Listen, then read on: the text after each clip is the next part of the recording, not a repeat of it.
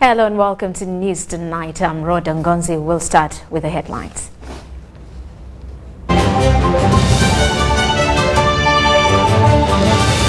Government to register all NGOs by close of 2019. MPs demand for a special investigation into Lubowa Hospital. KCCA slaps ban on subleasing markets.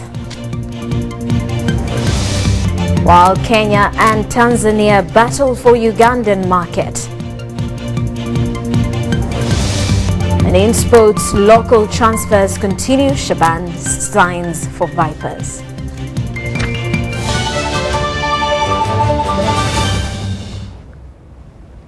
Hello once again. Mugalu Mohammed joins us on sign language. Ministry of Internal Affairs is to start registering all non-governmental organizations, NGOs, in the country.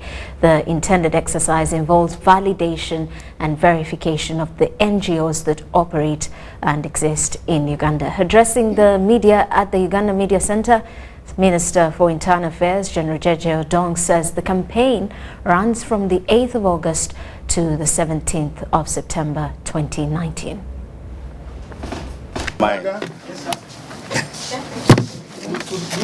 Since 1989, there was no verification or validation of the register to establish the exact status of the registered NGOs. Some NGOs were opened to respond to prevailing circumstances at the time. When such incidences ceased to prevail, a number of them quietly closed down. A case in point are those which opened to respond to the HIV epidemic, others which opened in northern Uganda to respond to the LRA war after effects, and since those after effects seem to have subsided, they have also become redundant and have folded up.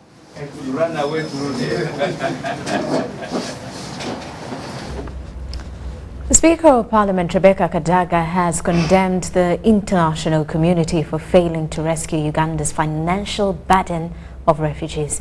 Kadaga stressed that many leaders have made pledges to save the refugee situation, but all in vain. The Speaker made remarks while addressing the 10th Conference of Speakers of African Parliaments and Senates at the Pan-African Parliament in Midland, South Africa. We have that story. Uganda is the second biggest refugee hosting community in the world and the first in Africa. The 2018 United Nations High Commission of Refugees report shows that Africa has the highest number of forced migrants in the world. The continent accounted for nearly one-third of the world's 68 million forced migrants, including 6.3 million refugees and 14.5 million people internally displaced. However, being the host country, Uganda continues to shoulder both the financial responsibility and basic needs burden of facilitating the refugees. Speaker Rebecca Kadaga, during the 10th Conference of Speakers of African Parliaments and Senates of the Pan-African Parliament, blamed the international community for abandoning Uganda when it comes to refugee issues. We had the Solidarity Summit in Kampala. Uganda was chosen because we are the biggest refugee hosting country on the continent. And it was expected to deal with the plight of refugees, how to support them and how to support the host countries. Now, during that summit, it was expected that many pledges would be made to support the refugee situation. And I think they expected something like $50 million. But it's very, very annoying that in the end, it was only $540,000 that was eventually sent out of the 15 million. Kadaga told leaders in the summit that Adjumani, one of the host districts in Uganda, has about 50% of its population being refugees, something that mounts pressure on the limited resources in the area. We should recognize that a number of refugees result in socio-economic disruptions to the host community. We need to develop support systems during those crises. The dimension of post-crisis management disruptions. When refugees leave, even the UNHCR goes away, they pick up their tents and go. I wish you could help us build proper facilities in those places. When the tents are gone, of course, there's no more school. So I want you to also address that and take care of the host communities.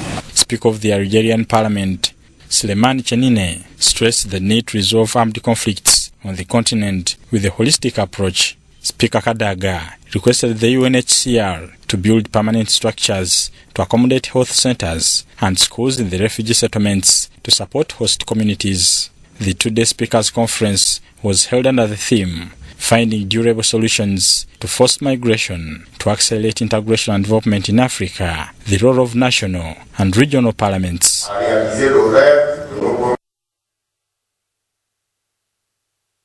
Best singer, Linda Michael, commonly known as Ziggy Wine, has been laid to rest at his ancestral home in Katoma Bukari Parish, Kashenshero Town Council, Mitonma District. Speaker after speaker, Ziggy Wine was described as a hard-working young man who labored to ensure the family of his late father survives. Police yesterday reported that the fire-best singer died as a result of injuries he sustained during a motorcycle accident. Born in Kampala in 1987 to Mr. and Mrs. Willie Mwebesa, the deceased went to Kashenshero Primary School for his primary 7. He later joined Ruhinda SS and Hillside Academy Tojo Ntungamo, Roibare SS for his ordinary and advanced level education respectively. He later joined Kampala International University, KIU, where he attained his diploma in computer science and has been exercising the skill in Ganda under fire-based crew headed by Chadondo East MP Robert Chagulanyi. Now, a section of members of parliament want a comprehensive investigation into the Lubowa hospital incident, and the genesis of approval of the promissory note follows an incident where a team of officials led by the chairperson of the Parliamentary Committee on National Economy, Saida Bumba, were blocked from accessing the construction site. A visiting team of legislators and officials from Ministry of Health were yesterday denied the entry to the Lubowa Specialized Hospital construction site by Finance. A team of officials led by the chairperson of the Parliamentary Committee on National Economy, Saida Bumba, faced it rough after being locked out of the gate by Finance without notice, condemning the act. Of legislators say Lubowa Deal Hospital must have been a hoax by some unknown persons. The hospital in Lubowa, to us we expected it because from the real onset this thing was dead. It was a hoax. We told them this is not real, it's not there. It's either somebody's project or there are people who are interested in the project, but not a Ugandan project. So issues of finance were handled and the money was paid. The issue is engineering and management. So PS should not even interfere on finance, should not even interfere on the site. How does he write letters about that site? It should be noted that in March this year, Parliament approved a promissory loan of $379 million to finance the construction of a specialized hospital in Lubowa by Finance and local contractors. The construction that was expected to have kicked off has had delays following several controversy. Now you can imagine before the facility even starts, they are blocking the minister, they are blocking the PS, they are blocking the members of Parliament access their own facility. If you are denied a chance to access it, to inspect, will you be able to access when it is over and you are going there for services? Members of Parliament are now seeking an investigation into the whole project and also powers of Finance. Request both Ministry, Health and Finance, or Finance that table the request before Parliament to ensure that an explanation is provided on the floor of Parliament such that we can affirm that such a happening will not occur again. I'm not surprised with what is going on because we knew that there is something fishy under this project. There is no way how you can stop the line ministry, that is Ministry of Health, Parliament, which approved these billions to really carry out their oversight functions. However, before officials visited the site, a letter dated August 2nd, 2019 by Keith Muhakanizi had sought the Deputy Speaker's intervention in stopping MPs and officials from visiting the site, which MPs defied. Muhakanizi's letter stated that government officials could not visit Lubowa construction site following pending ongoing legal disputes between Finansi and Rocco Construction Company. Is in court. That may be a matter that can also be looked at. But that does not stop us from doing our oversight role to see the progress of the project. So it's quite unfortunate that that happened. I hope they have a very good explanation to give as to why members of parliament, let alone a minister, the permanent secretary, who are going to have a meeting at the site to evaluate and assess the developments that are ongoing, to be denied. It should be noted that the construction of Lubowa Hospital was intended to minimize costs of referral that government spends, especially on high-profile persons. Susan Naonga reporting. Residents in Nebi have been advised to register their customary land as a way to safeguard it from land grabbers. This advice was given by a team from the Commission of Inquiry into Land Matters that is on a fact-finding mission on how land can be managed in the West Nile region. The Commission of Inquiry into Land Matters led by Justice Catherine Bamgemerere has hit the road to Nebi district to ascertain, inquire and collect recommendations to land problems in Nebi. Though they were informed about the enormous land problems in the region, registration of their customary land could not be missed out as an advice. Let us talk about the processes, the administration, that is what is called administration, the process of getting a land title. So that we can say, when we come back next year as visitors in different capacities, we shall hear that Nebi has best practice. Local leaders informed the Commission that the forest reserves had also been encroached upon by individuals who chose to establish settlements there. But now, a lot of harvesting has taken place, both within the government forest and even these other woodlots by communities. Although they have attempted to plant, but the degree of planting, the coverage is not as you saw it last time. So they further explained allegations of witchcraft with land grabbers using this technique to displace landlords. Women have been singled out as the most affected when it comes to land ownership because of the cultural norms. Women are very few.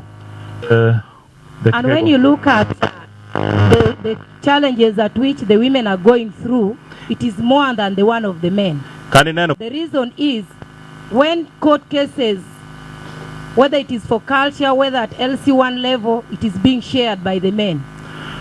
The land itself, when we speak about it, there's no clear policy that guides a woman to own land. We have tried to talk in several meetings, but I see no proper policy which guides me as a woman to own land. The young generation was also cited in the alleged illegal sale of land that is known to have been passed on by their ancestors. We have got to encourage our people to apply and have their land formally registered, because without registration there's no guarantee of security. And the challenge that the community have got is that when we talk about value of land in Nebi under the customary arrangement, today you find that in the villages maybe an acre of land is being bought at 700,000. The conflict between the Agule and Asheri communities in Nebi was speculated that it might lead to a serious land dispute if not solved. On its West Nile tour, the Commission of Inquiry into Land Matters has learned that the rich are using their tools to suppress the underprivileged. Beatrice Achola Odongo, then there is Francis Gimara as well, from I think former Law Society, I'm not sure. Yeah, Major Alai, I think that is also Utaima's brother. There is Richard Todwong and obviously Utaima, and they built a massive home there. They recently buried their father there despite a court injunction and the court documents. And yeah, that's where we are. However, Justice Catherine Bamgemerere has vowed to investigate these allegations to a conclusion. And as a commission, we purpose that we shall give a platform for people to be heard. People who believe that their accesses their power and their ability to possess arms is sufficient for them to drive people off land and to ignore court judgments. Even political leaders are finding it difficult to speak against certain individuals. We had MPs coming all the way from Gulu up to Arua, ganging up to fight the commission because we mentioned a certain name and called him to come and testify. Sudat Kaye, UBC News in Nebi. Tororo political heads want government to increase funding towards cultural institutions across the country. They say little funding to the institution is dragging government programs as the cultural leaders do a lot for their implementation. Now, this was aired during the 20th coronation anniversary of Tienga Dola Cultural Institution under the leadership of His Highness Kwa Adola Moses Owar, held at Achilit Primary School playground.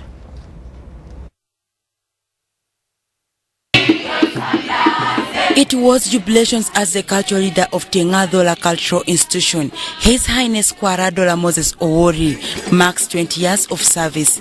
The long-awaited event held at Achilit Primary School playground in Rubongi sub-county was characterized by cultural performances, storytelling, and parables, with each clan out of the 52 doing their best to entertain the mammoth crowd.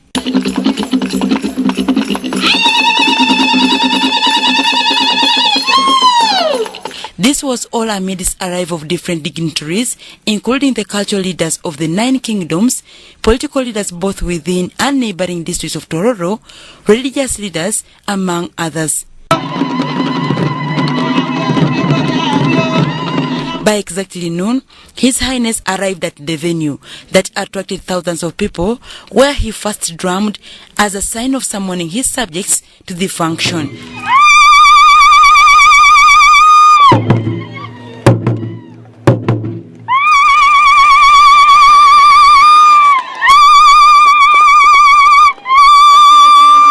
While addressing the gathering, the Prime Minister of Tienga Dola Cultural Institution, Jose Obo, revealed some of the achievements the institution has made for the 20 years, calling for more support from government to enable them perform better.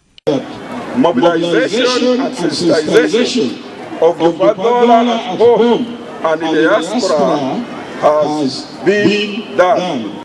It was here that the district political leaders, headed by MOP West Udama South, Jacob Oboth, raised concern with the way government has maintained facilitating cultural leaders, saying the 5 million given to the leaders by government are just peanut considering their work, advising government to consider giving them more funds. If we can fund women groups, if we can fund the youth groups, how about the cultural institution? It's about a group of people who have agreed to work together for common goal and values. Thank the government that they worked on the Aluri people recently and the Acholi and Lango.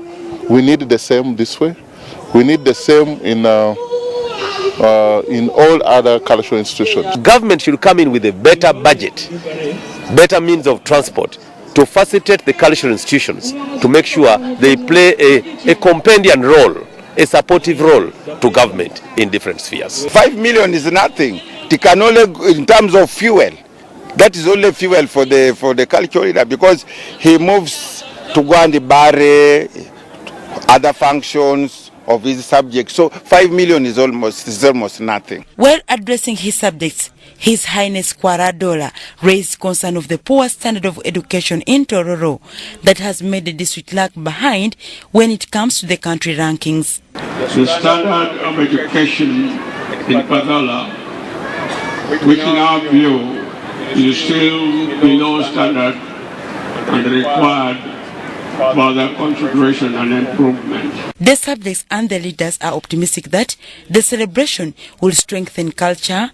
bring peace and unity amongst the Japadola community. In Padola, we are also showing our friendship that we have built over time. That's why we have got many delegations from the different cultural institutions. The celebrations were held under the theme 20 years, a milestone of unity, peace, development, and nation building. Dorcas Kimono, UBC TV News. Well, I'm baffled by the hot pot on her head. Uganda Nurses and Midwives Union is demanding for the fulfillment of the President's pledge to give nurses and midwives a lunch allowance of 15,000 shillings per day. There are 24,000 nurses and midwives employed in government health facilities, and if the pledge is to be fulfilled, it will require government to spend approximately 124 billion shillings annually.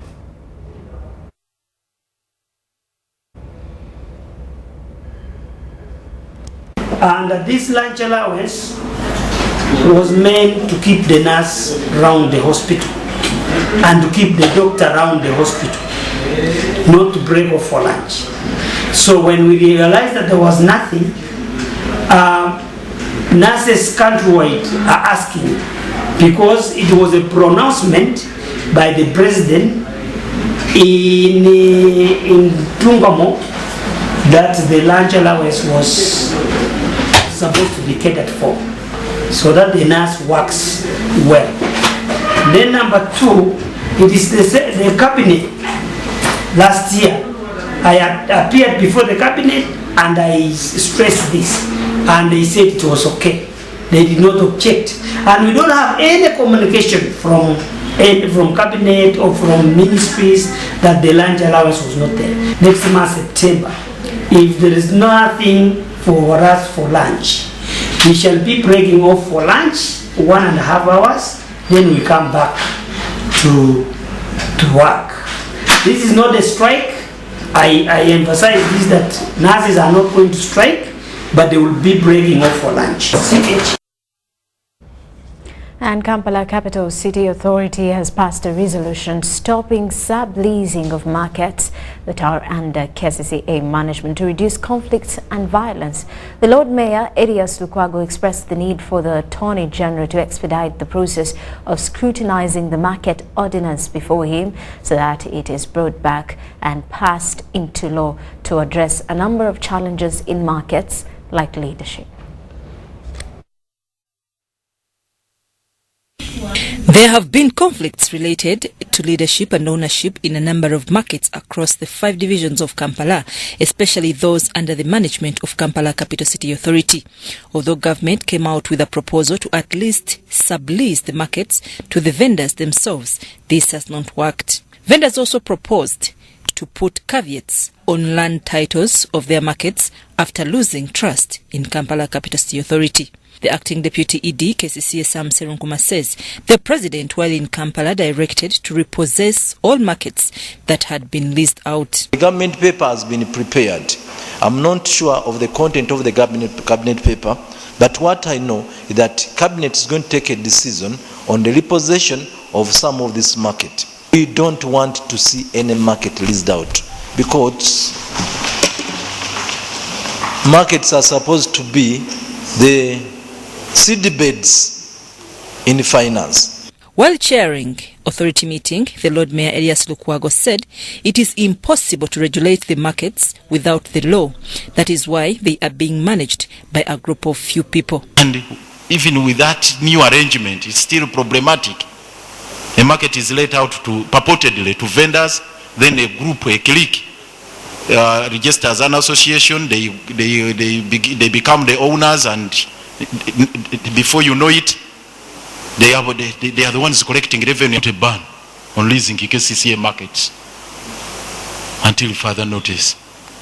Meanwhile, Nakawa division leaders have exposed their disagreements before members of authority on nominating members of the area land committee in their division.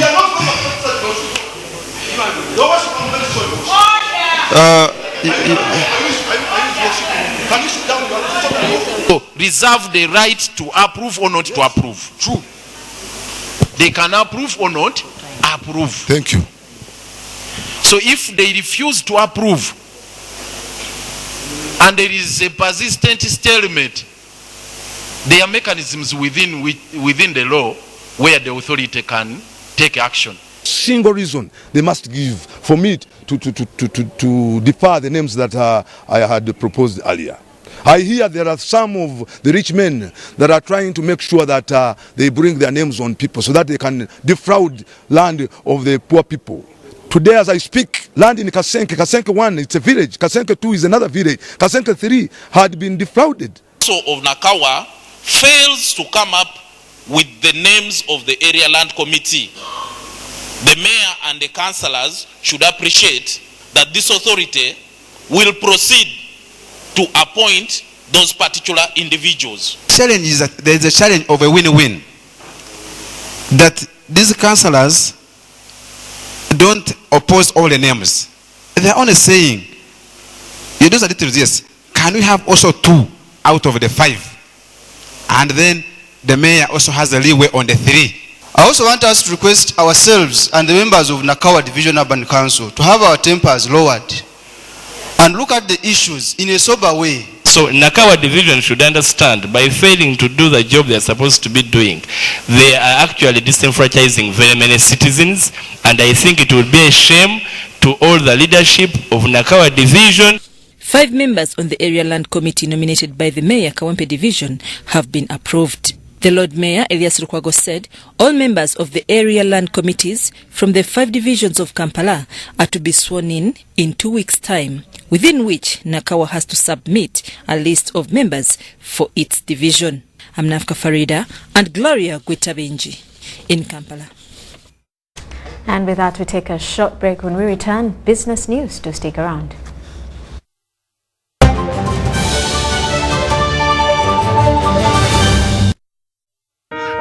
Every dream has a challenging journey.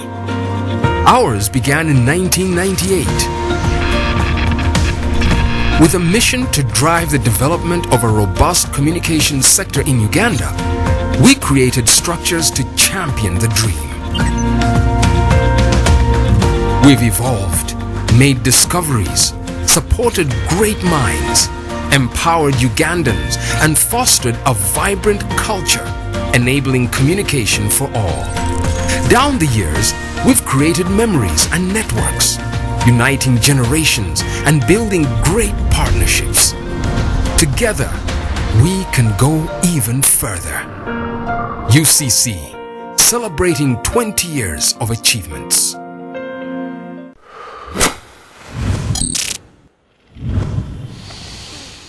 Nabubi yazimba kumutya muwanvu enkuba yatonya nabubi yakwa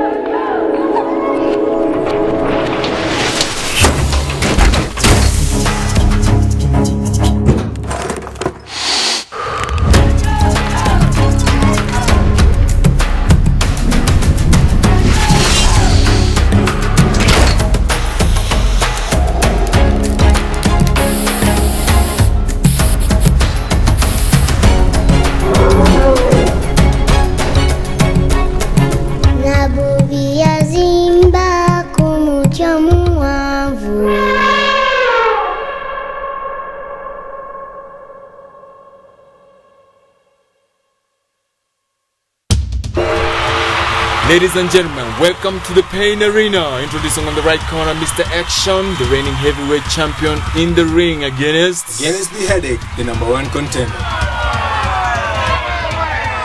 And the bell rings.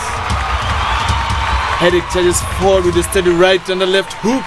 Action dodges. He misses out with an inch. Wait a minute. Mr. Action launches back with a kick. The final blow. He is out.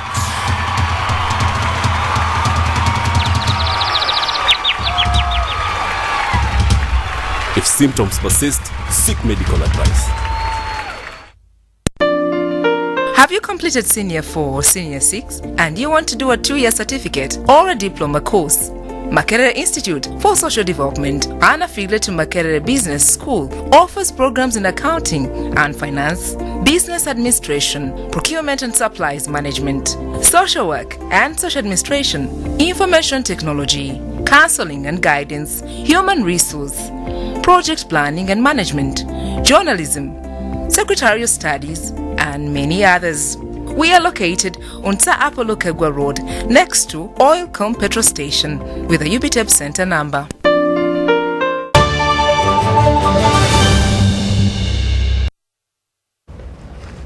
Welcome back. You're still watching News Tonight. Now in business news, cotton development experts have underscored the need for revision of the current low cotton prices in order to attract more farmers in the venture. The senior planner for trade and tourism at National Planning Authority, Otieno Odoi, says cotton production can drive into other sectors for development. This was during the validation workshop for Uganda Cotton, Textiles and Apparel Strategy held in Kampala. Cotton, textile and apparel value chain has always found itself in a number of government strategic documents. Its growing and production, however, remains low, posing a question of a possibility of turning such strategies into action. You can have big ideas, genius, if you don't act on those ideas. Act on it immediately. You can remain 10, 20, 100 years with nothing.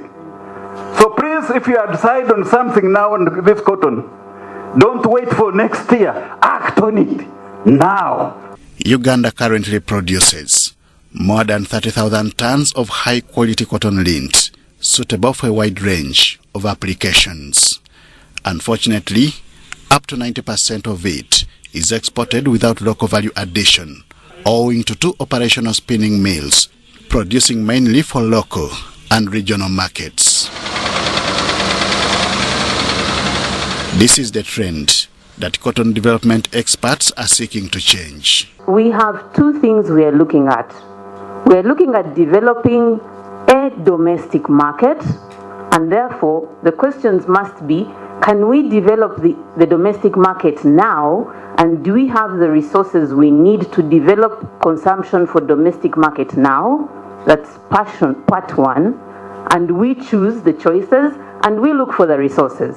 We actually also introduce innovations whereby we are going to create jobs. And as you know, Uganda, the challenge is employment. If we don't solve that problem, we are not actually at peace. About 20 years ago, farmers kept away from growing cotton due to the mode of payment and low prices. This has since been changed, although production and the prices remain low. We have been starting at 1,500 and it keeps growing within the season, and has ever gone up to 2,000 or even 2,000 something, 2,000 plus. But the cry from the farmers is normally that they would prefer something like 2,500 or 3,000. In this 10-year plan, National Planning Authority in liaison with Msingi is seeking an end to low cotton production. As you increase market for cotton, it means that there's demand that is being placed on the generaries, and that if at the same time you're intervening at the production level, it means this issue of low production will cease completely. I think the low pricing is an issue because as a farmer or a producer, you want to offload what you have produced. But we hope that by increasing the value addition, by having more spinning mills around, we should be able to have a wider market for the products, and that would definitely attract or increase the prices, which would eventually attract farmers into growing of cotton. Increasing cotton fiber production and farmer incomes, stimulating investment in a vertically integrated industry and investment in high labor-intensive apparel manufacturing factories have been underscored.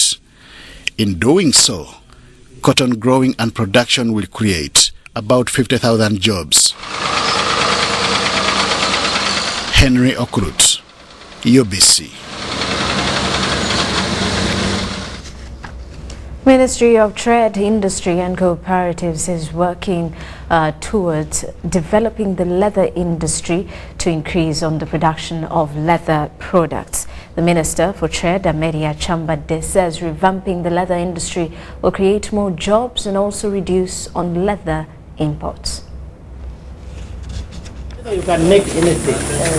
Chambogo University has hosted the 2019 Academic and Practical Skills Inter-University Exhibition for leather and leather products. Minister for Trade, Industry and Cooperatives Amelia Chambade officiated at the exhibition and underlined the need to develop the leather industry. According to the Ministry of Trade, developing the leather industry will reduce on the import bill, but also create employment. But I was a bit disappointed. And I say, oh, now what is the role of Chambogo here? That if we are thinking about promoting the leather industry, we are tired of importing machinery from China. We are tired of importing machinery from India. And that raises our import bills. Our import bill is so high because we are spending money on importing very simple machines. The Leather Build Products exhibition attracted participation from other African countries, and Ethiopian-based African Leather Products Institute has demonstrated that the industry has potential to develop African economies. And raw materials like skin, which are processed to leather also, we are representing 16% of the global value. What the missing link is value addition. The Vice Chancellor at Chambogo University, Professor Eli Katunguka, disclosed that the university is to set up an entrepreneurial center. In doing this, we are also planning to start an entrepreneurship center which will help students who have innovative ideas to be able to be supported, and they can develop those ideas into small and medium business enterprises. Currently, Uganda produces 1.5 footwear products, a number still quite low to meet the demand. Abudu Nasili Luwama reporting. And Uganda is in the middle of a business rivalry between Kenya and Tanzania. Kenya has over the years dominated trade in the region through the northern corridor that links the region to Mombasa port. However, Tanzania is also challenging Kenya's trade dominance by improving and marketing the central corridor that links the region to Dar es Salaam port. Now, the region has massive trade opportunity, and Uganda, a landlocked country, is at the center of it all. Dennis Sigoa reports. The trade relationship between Uganda and Kenya has surged over the years, besides Uganda relying on the Kenyan port of Mombasa for its international trade. Exports from Uganda to Kenya has also reached new heights. In 2018, for example, Uganda's maize exports to Kenya increased exponentially. According to Bank of Uganda, total exports to Kenya rose to $719 million as of December 2018, compared to the $551 million recorded in 2017, with maize grain topping the exports. This growth of trade signifies the importance of bilateral ties between the two countries and also the relevance of the Northern Corridor. So it is a genuine reason for us to look at Mombasa as a strategic port for us, and when we bring that symposium in Mombasa, we are really addressing issues that affect our business community and our producers and our actors. On the 11th to 14th of this month, various stakeholders from the trade sphere will converge in Mombasa, Kenya for the third Trade and Business Facilitation Symposium, an event to be hosted by Uganda's consulate in Mombasa. Top on the agenda of the 3 days event is enhancing the seamless movement of goods along the Northern Corridor, which seems to be facing stiff competition from the Central Corridor. We call ourselves the hub in the region because you can't avoid Uganda. You may want, either way, if you want to travel in the region, you can't avoid Uganda. We're like at the roundabout. If you want to go to South Sudan, you have to pass through Uganda. You want to go to Congo, you have to pass through Uganda. You have to go to Rwanda. So it's now our effort really to ensure that our road network and our transport system really meets the demand of the region. Tanzania has over the years tried to entice Uganda's business community to utilize the Central Corridor. However, due to the distance to the port of Dar es Salaam, the business community has been adamant. However, this is expected to change in the near future as Uganda and Tanzania boost their trade ties through opportunities brought about by the discovery of oil and gas in Uganda. The economic diplomacy, the tools are things like this, what we are doing now. A joint business forum between the Tanzania and Uganda to make sure that our people can trade, can do business, they can access capital. As the trade event kicks off in Mombasa this weekend, Dar es Salaam will be watching as it gears up to host the inaugural Uganda-Tanzania Business Forum slated for the 3rd and 4th of September. Dennis Igoa for UBC Business.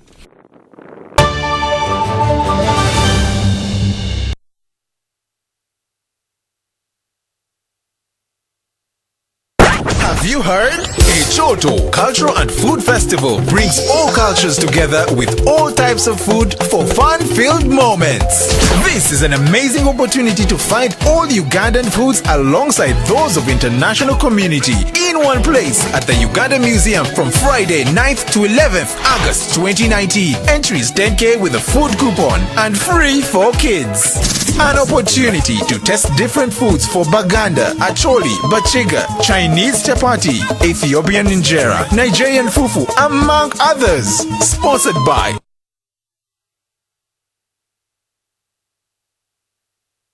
Ekyama kya Busoga kikino nga ni Kagulu Rock nkola olusozi olw'Ekagulu mu igombolola ly'Ekagulu mu district y'Ebuyende. Ida tuninira olusozi olw'Ekagulu ni President wa Uganda Yoweri Kaguta Museveni ng'akyazibwa Isaife ky'abazinga wa Busoga William Wilberforce Kadumbula Gabula Nalyopo wokuna ni Speaker wa Parliament Mama Rebecca Itwala Kadaga era ng'empiya bukalina obuteereyi bwawo obw'okuwangulibwa abonabona nga banina olusozi luno baalutuuka ku ntwiko oyida kubanga osobola okubona Busoga okuva yava okutuuka yakanga olengera ebibira olengera ensozi edindi agayanda n'omwiga kiro okusinga obuwanvu munsi yonayona Kagulu nkola olusozi lwa byafaayo ng'Omusoga eyasooka yava ebunolo wano niwe yatuukira oyitaabo n'empuku mwe yasulanga niwe yalibiranga enimiro de nga bino byonna bya bwereere abantu okuva ebule n'ebweya bali kwekonda okuyida okubaawo okunina olusozi luno weenaba omu kwabo bino byonna byakubaawo olwamukaga ngenda ku omwezi 17 omwezi ogw'omunaana omwaka 2019 empaka edda okunina olusozi Kagulu dikutuusibwaku Ministry y'ebyobulambuzi n'ebyeyira mu bwakyabazinga bwa Busoga kyateebwamu empiya President w'Iwanga Uganda Tourism Board Uganda Wildlife Authority Sanctuary Hotels Kamuli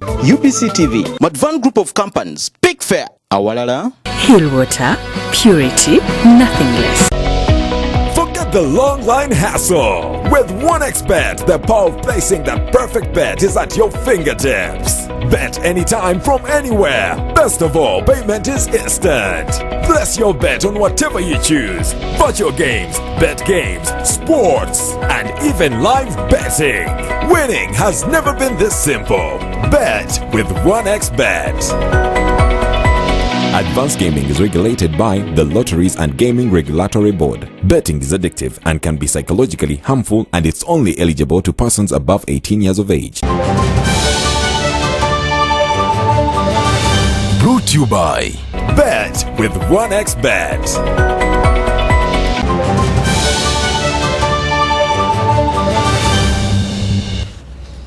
All right, let's now talk sports. With the footballing season set to commence, local clubs are busy in the market making transfers. Vipers Sports Club have signed former KCCA FC and Udumparaka striker Mohamed Shaban on a 2-year contract. Shaban put pen to paper on a contract that will see him at the 3-time Uganda champions until 2021. Now, last month, Raja Casablanca and Shaban agreed to end their relationship on a mutual consent after close to a year. Shaban represented Uganda Cranes at the 2017 Africa Cup of Nations in Gabon and has also previously featured at Udumparaka KCCA FC before turning up for Morocco giants Raja Casablanca. Shaban joins other 2 recruits at Chitende, Paul Wheeler, Dennis Mwemezi, Henry Chitagenyi, Alan Kaiwa and Rashid Toha and Siraja Sentamu. Meanwhile, KCCA FC equally acquired the services of Express's defender Urania Revita Ali this week.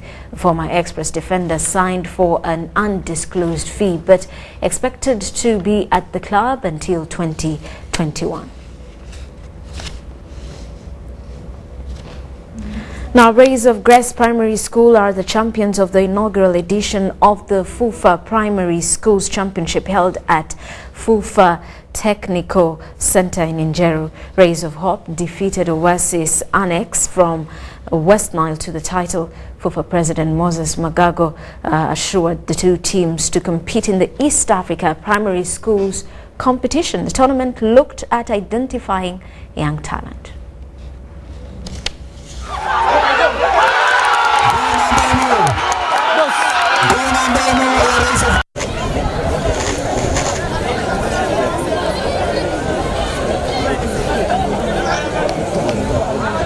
It's a moment of excitement for us, especially the innovators of this idea. It is something we dreamt about 3 years ago. We tried to prepare it and we have been able to successfully complete the first edition. 12 matches have been played and there is absolute talent. It's not that we doubted that we have talent, but we have just proven that we have talent. It's a moment where we think players have been given an opportunity to express what they have as talent. I think the next stage for these players is to be able to organize a competition for Senior 1, Senior 2, because most of them are in P6, P7 of the primary school. So there must be a continuation of this generation. But I also want to take the opportunity to urge the clubs that are setting up academies that this is a very good hunting area for the stars of tomorrow. The top clubs in the league, the big league, by now they should understand that you need to get these younger players at this age and try to teach them more about football.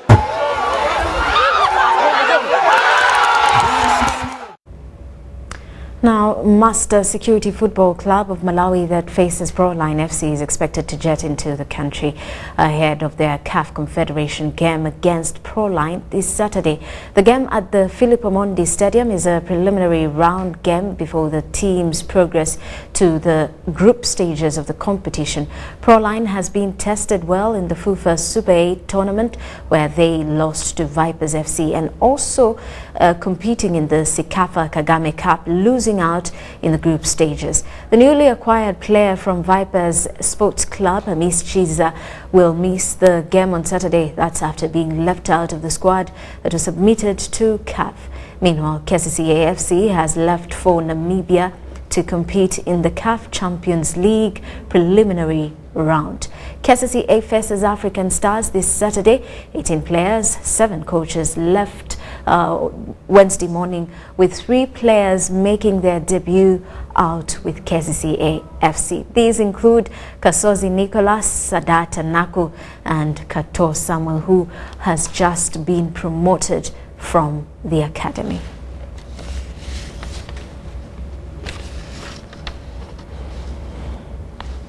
And the third edition of the Inzu Yamasaba football tournament has been launched with more teams incorporated to compete. 20 clans from the Yamasaba will compete for a period of 4 months, covering districts of Manafwa, Ulambuli, Bududa and Mbale, celebrating the Bugishu culture.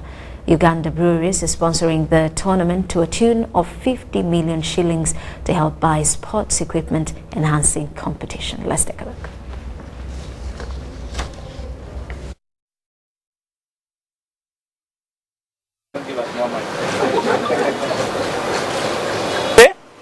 To associate ourselves with Ugandan culture, but here in specific to associate ourselves with Inzu Yamasaba. Okay, so this is a cultural group from the Masaba land. They take care of our people in the east. So as a brand, we're very happy to be here. This year we are putting 50 million as our sponsorship package to the Vikuka sports tournament. This is the 3rd year, I think, yeah? Second year participating in this tournament, and we've realized that this tournament brings together the people of Masaba through sports and unity, they can be able to develop their region. We are trying to let our people know that we should be together in order to develop. So it's for unity. We are rallying our youth that they should be aware that we need to recognize that our culture is our background and that our culture is our civilization. So we are trying to make everyone who belongs to the community of Amasaba to come together and recognize this. The third one is we are trying to use the tournament because we are going into quite a number of games that we don't want our youth to just be running around. We want them back at home and realize that it's them who will make the institution grow stronger.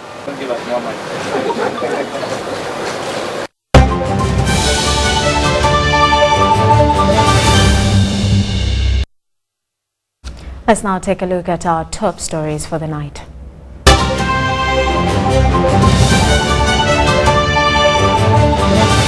Government to register all NGOs by close of 2019. MPs demand for a special investigation into Luboa Hospital. Or KCCA slaps a ban on subleasing markets. Kenya and Tanzania battle for Ugandan market. And in sports, local transfers continue. Shaban signs for Vipers.